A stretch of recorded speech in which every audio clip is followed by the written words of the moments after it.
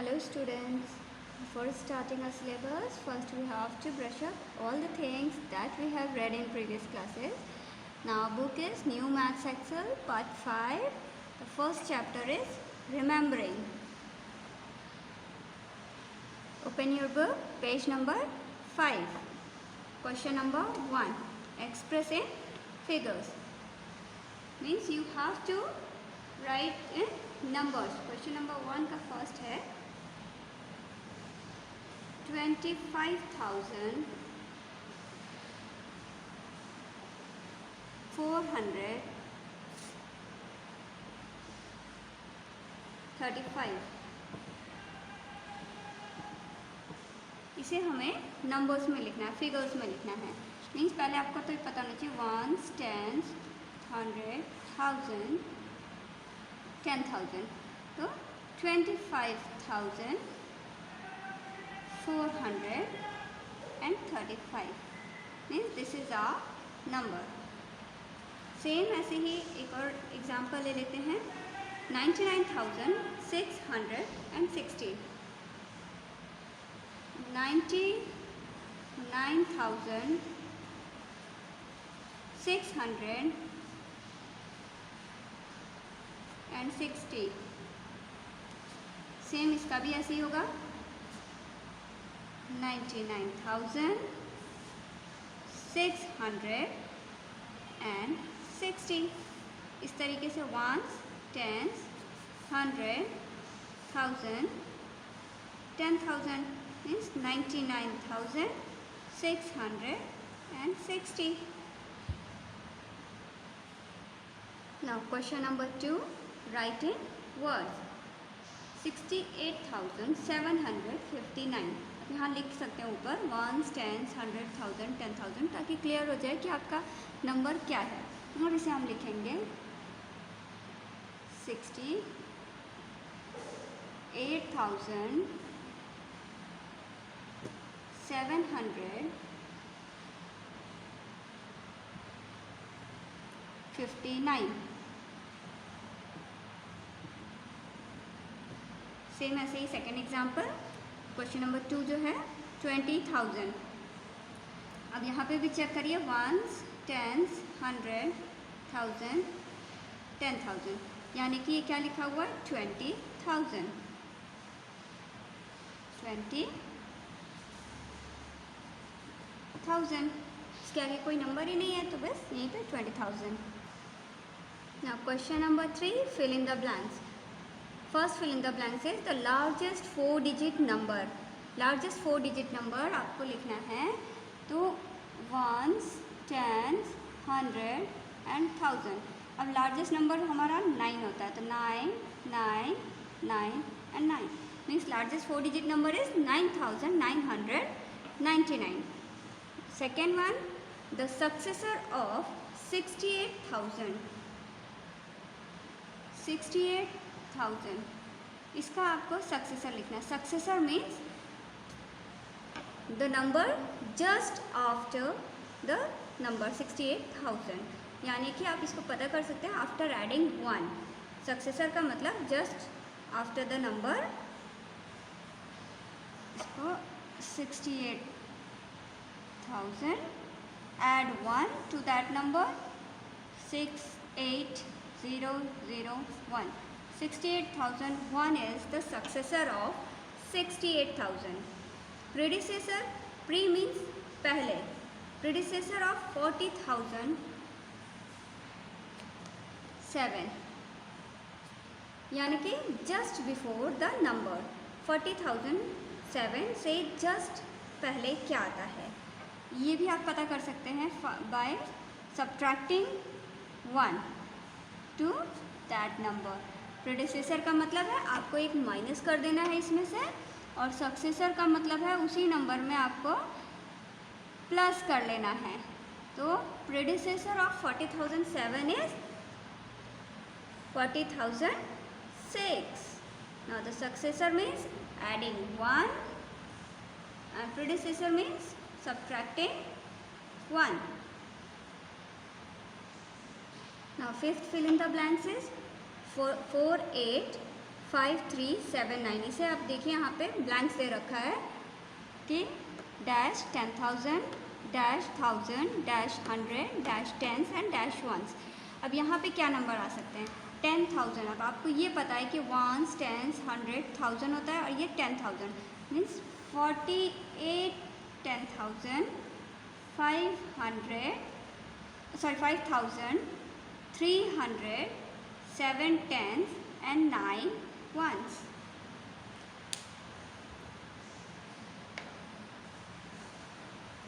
Question number 4, page number 6.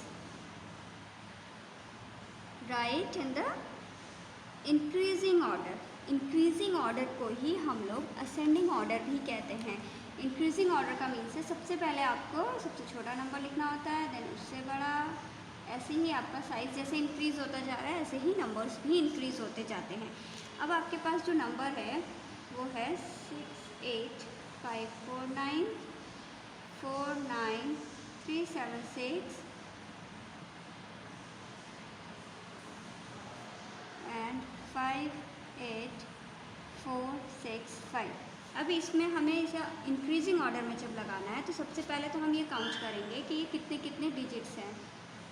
कभी कभी कम ज़्यादा डिजिट्स भी रहते हैं। अब यहाँ देखें 1 2 3 4 5 1 2 3 4 5 1 2 3 4 5 1 2 3 4 5 means all numbers are same digits 5 digit. अब हमें इसे अरेंज करना होगा। पहले सबसे छोटा नंबर लिखना होगा। तो जब सब 5 डिजिट्स के हैं तो सबसे छोटा नंबर कौन सा है इसमें से? आप देख रहे हैं 49 वाला। तो इसका असेंडिंग ऑर्डर लिखने के लिए या इंक्रीजिंग ऑर्डर लिखने के लिए सबसे पहले 49376 49,376 सबसे पहले आ गया। ये हो गया। अब बाकी 3 नंबर में चेक करेंगे। इसके बाद कौन सा नंबर आता है? 58,000 वाला। 58,465 देन 68,000 एंड 60,000। अब इसमें सबसे छोटा है 60,000 देन 60,000 और उसके बाद आ जाएगा हमारा लास्ट नंबर 68,549। ये हो गया इंक्रीजिंग ऑर्डर। ऐसे ही डिसेंडिंग ऑर्डर होता है। इसी में देखिए क्वेश्चन नंबर 5 बता दे रहे हैं। इसे डिक्रीजिंग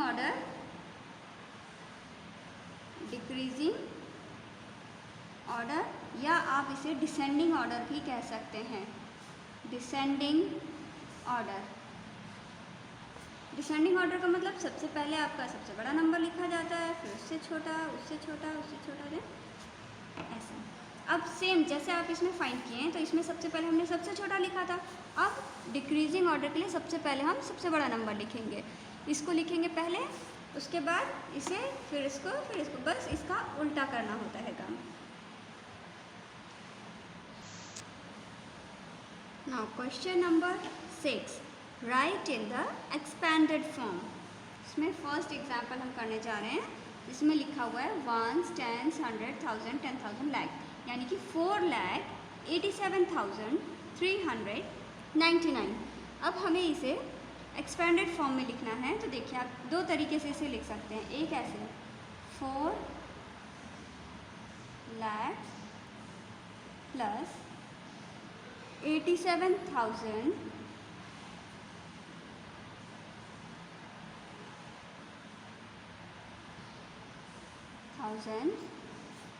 300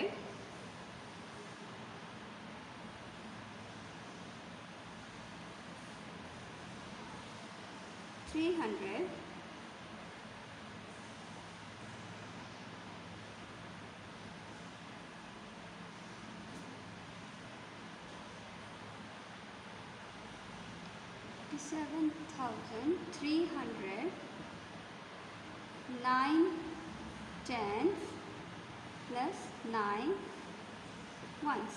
इसको इस तरीके से भी लिखा जा सकता है। नंबर्स में भी सेम इसी चीज़ को नंबर्स में लिखेंगे।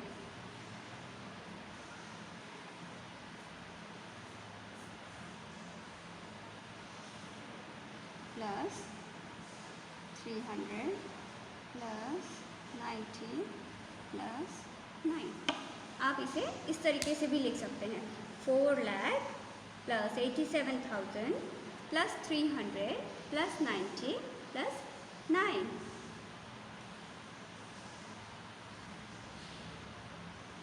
Now question number 7. Write the place value of the following underlined digits in words and also in figures. अब हमारे पास ये नंबर है 1, 10, 100. देखिए 1 जो है ये इसके नीचे अंडरलाइन है, अपने बुक में देखिए 1 के नीचे अंडरलाइन किया हुआ है, यानी कि 1 का आपको क्या बताना है, प्लेस वैल्यू बताना है, वर्ड्स में भी और फिगर्स में भी. 1, 10, 100 यानी कि 1 का प्लेस वैल्यू वर्ड्स में क्या हो गया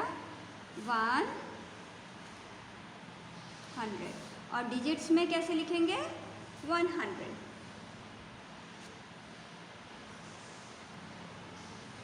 क्वेश्चन नंबर 8 सॉल्व.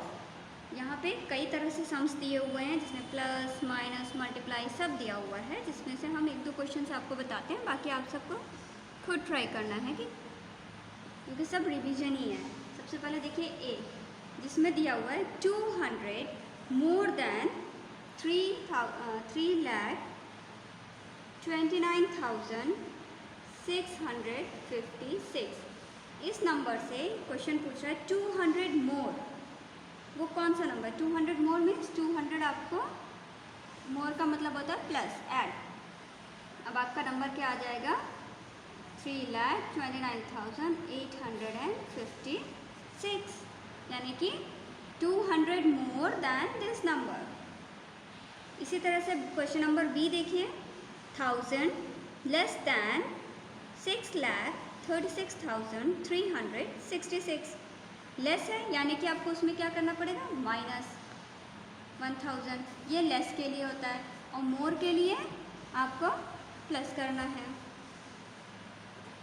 इसी तरह question number C 1000 more than the smallest 4 digit number. अब स्मॉलेस्ट 4 डिजिट नंबर क्या होता है 1 2 3 4 डिजिट नंबर हो गया. अब आप इसमें क्या कह रहा है 1000 more than the, more than means अब फिर आपको इसमें 1000 प्लस करना है. 1000 more is 2000. How many tens make a lakh. कितने टेंस 1 लाख बनाएंगे. क्वेश्चन नंबर ई सिंप्लीफाई करना है जिसमें कुछ प्लस है कुछ माइनस है. सिंपल आपको प्लस और माइनस कर लेना है. Find the product. एक मल्टीप्लिकेशन आपको करके दिखाते हैं.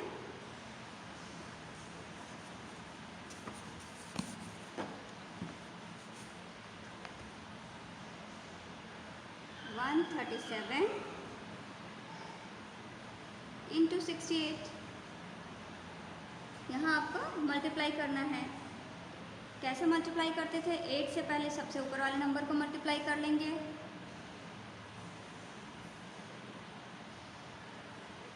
फिर 6 है उसी नंबर को, लेकिन यहाँ लिखने का तरीका फर्स्ट नंबर को खाली छोड़ेंगे, उसके बाद से आप लिखना शुरू करेंगे.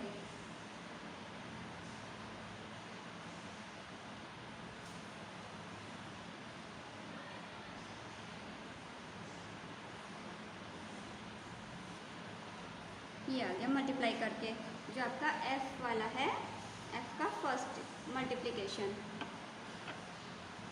ना स्टोरी सम्स हैं, स्टोरी सम्स हम आपको क्लियर कर देते हैं, सारे क्वेश्चन समझाने की कोशिश करते हैं.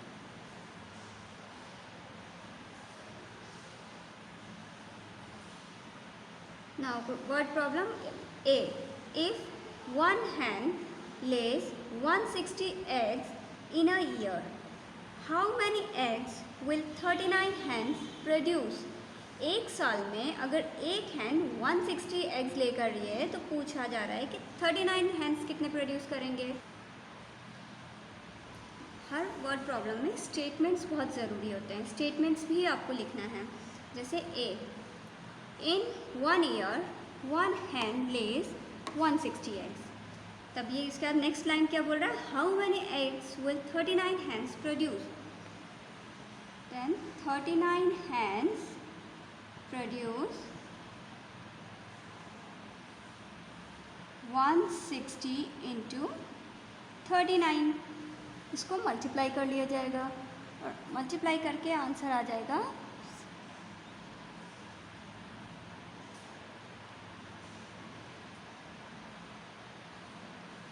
6240 eggs। 1 hen अगर 160 एग्स लेकर रही है, प्रोड्यूस कर रही है, तो 39 हैंस कितने प्रोड्यूस करेंगे?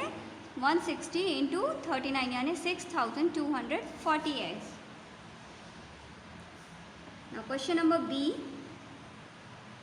Multiply the largest number you can make with 6, 3, 5, 4, 9। इससे आपका लार्जेस्ट नंबर क्या बन सकता है? By the smallest number 2, 9, 1।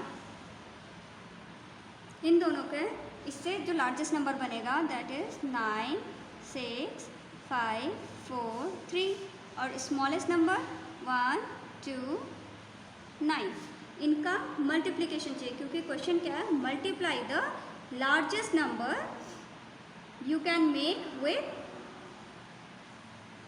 6, 3, 5, 4, 9 जो क्या बना है हमारा 96,543 एंड 291 में इससे क्या बना 129। अब आप इसे मल्टीप्लाई कर देंगे।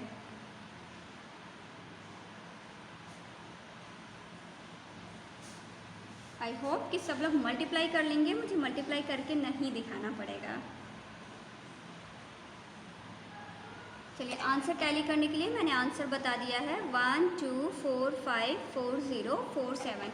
मल्टीप्लाई करके आप लोग अपना आंसर टैली कर लीजिएगा कि क्या आपका आंसर सही है। Now question number C, mister Sen bought a vintage car in 1945। 1945 में उन्होंने विंटेज कार खरीदा for rupees 25,645 and his son sold it after 15 years for rupees 13,20,100। Now question number 1 इसमें क्या पूछा है? In which year did he sell it? किस साल में उन्होंने ये अपना बेचा? तो after 15 years then add 15 to this।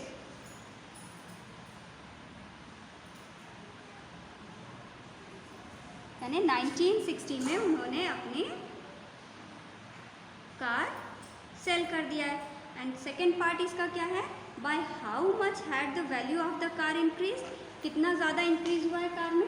जो सेलिंग अमाउंट है उनका है 32,0100 और ख़रीदा कितने में था उन्होंने? 25,645।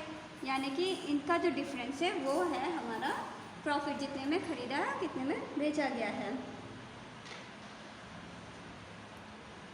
अब देखिए इसका स्टेटमेंट कैसे है। आपकी कॉस्ट प्राइस क्या है? 25,645, selling price 13,20,100, then value of car increase by, इनका डिफरेंस निकाल देना है जो कितना अमाउंट आ जाएगा 12,94,455 रुपीज़ का डिफरेंस आ गया है।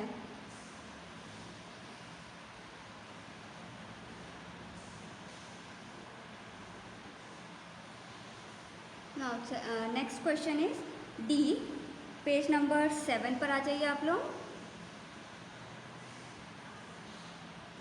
Rajiv did 4/8 of his work on Tuesday। Rajiv did 4/8 of his work on Tuesday and Wednesday को 5/12, Thursday को 1/24। What part of his work is still to be done? अभी और कितना काम उसका बाकी है? तो पहले तो आपको ये पता होना चाहिए कि टोटल काम कितना था। जब फ्रैक्शन में दिया है तो टोटल वर्क इज 1। अब रिमेनिंग कितना है? रिमेनिंग निकालने के लिए आपको क्या करना पड़ेगा? Work has to be done, work still to be done. 1 minus जितना वर्क है टोटल 4/8 प्लस 5/12 प्लस 1/24, ये है टोटल। अब इसे सॉल्व करना होगा। जब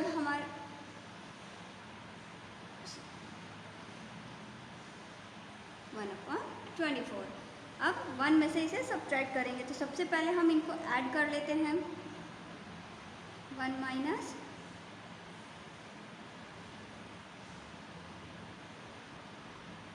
एलसीएम लिया तो 24 आ गया, बाकी इसको ऐसे सॉल्व कर दिया। 1 minus 23/24, then again take the LCM of 1 and 24, 24 minus 23/24, 1/23, यानी कि 1/23 ऑफ हिज वर्क है 24 has to be 1/24 work has to be still अभी बाकी है करने के लिए 1/24।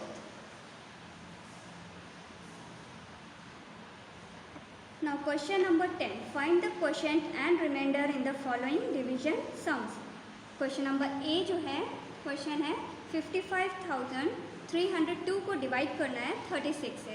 देखिए 36 1 जा 36, सब्ट्रैक्ट किया तो 193 आ गया, देन ऊपर से 119 आ गया और 3 ऊपर से उतारा तो 193 हो गया। देन 36 5 जा 180, इस तरह से सॉल्व कर लेंगे। ये पोर्शन जो होता है ये क्वेश्चन कहलाता है and this one is the remainder. इस तरीके से आपको हर एक डिवाइड को, जो बी और सी 2 क्वेश्चंस बचे हैं उनको आपको खुद डिवाइड करना है, उसका क्वेश्चन लिखना है और रिमाइंडर कितना आया है इसके बाकी क्वेश्चंस भी खुद करना है आपको। एक मैंने एग्जांपल रिवाइज करा दिया है, सब पहले का आपका किया हुआ है, तो सारा वर्क आप प्लीज़ अपनी कॉपीज़ में कर लीजिए।